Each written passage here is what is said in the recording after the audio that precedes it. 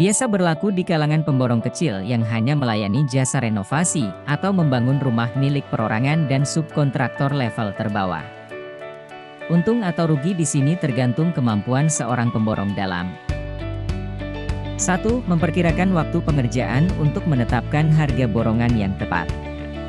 Kesalahan perhitungan berpotensi merugi karena jika ternyata proses pembangunan molor, maka harga borongannya tidak cukup untuk membayar ongkos tukang. 2. Memilih atau mempekerjakan tukang serta kuli bangunan yang benar-benar ahli sehingga hasil kerjanya kuat, rapi dan cepat selesai. Kesalahan merekrut tukang kurang cakap atau pemalas akan membuat pekerjaan molor tidak selesai-selesai. 3. Kemampuan membaca gambar site plan atau memahami keinginan konsumen. Hasil kerja yang tidak sesuai keinginan konsumen memaksa kita untuk merevisi pekerjaan yang sudah jadi. Otomatis biaya tukang juga bertambah. Belum lagi komplain dari konsumen karena dia juga rugi bahan. So, penting sedikit belajar ilmu arsitektur dan komunikasi dengan konsumen harus terjaga. Ketiga skill tadi mutlak diperlukan jika ingin jadi pemborong pemula yang sukses. Kelihatannya mudah dan tanpa modal, tapi resikonya juga besar.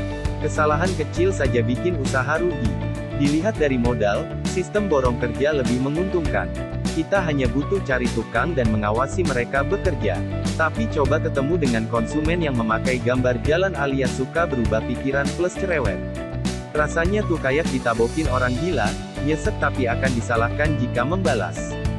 3. Sistem borongan total. Jika sudah sukses jadi pemborong kecil, langkah selanjutnya adalah naik level jadi kontraktor besar yang menganut sistem borongan total. Artinya, semua urusan mulai dari tenaga kerja sampai bahan kita urus semua. Untuk itu selain punya kemampuan layaknya seorang pemborong kerja seperti yang sudah dijelaskan, maka kita juga harus menguasai kemampuan yang lebih kompleks. Di antaranya adalah 1. Punya kemampuan menghitung rencana anggaran biaya, RAP, serta mampu mengantisipasi kenaikan harga bahan yang bisa tiba-tiba naik. Paling tidak harus menguasai program AutoCAD. 2. Mempunyai link supplier bahan bangunan yang memasok kebutuhan bahan bangunan berkualitas dengan harga murah, termasuk juga penyedia jasa sewa peralatan proyek. 3. Menguasai manajemen keuangan, marketing, human resource serta jaringan bisnis luas. Maklum karena bisnis jasa konstruksi bangunan butuh kerja sama tim yang solid.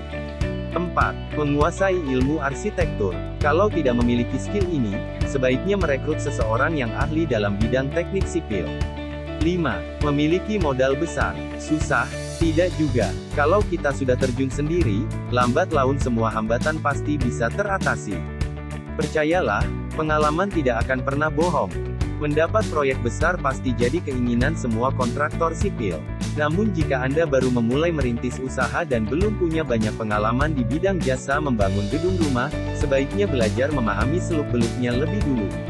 Mengambil jasa renovasi rumah kecil-kecilan di tahap awal lebih bagus ketimbang langsung main proyek besar. Jangan terjebak dalam pola pikir negatif dalam mencari konsumen yang ingin mendirikan rumah secara instan. Apalagi langsung mengirim proposal penawaran membangun hotel, apartemen, kondominium atau gedung bertingkat.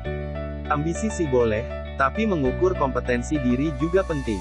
Karena selain kendala modal, resiko merugi juga besar jika nekat mengerjakan proyek raksasa tanpa pengalaman cukup. Terkait resiko investasi properti, sebenarnya untuk memulai usaha jasa memborong bangunan itu tidak terlalu susah juga.